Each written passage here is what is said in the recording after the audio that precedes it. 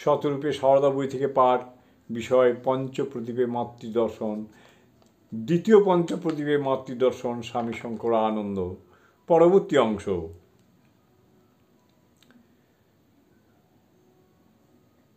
শঙ্করানন্দ মহারাজের যে বাণীটি তার অংশ।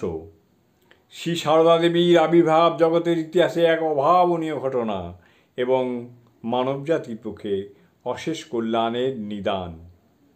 সাধারণ দৃষ্টিতে দেখিতে গেলে তাহার জীবন অত্যন্ত সাদাসিধা ও ঘটনা বৈচিত্র্যহীন বলিয়া মনে হইতে পারে, কিন্তু উহা যে মহান আদর্শের প্রতীক সেই দিক দিয়া বিচার করিলে দেখিতে পাই উহা সমস্ত জগতে এক মহতী বার্তা ঘোষণা করিতেছে।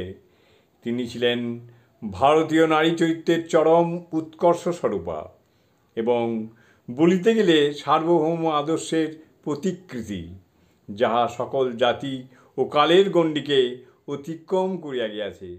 জয় মা, জয় মা।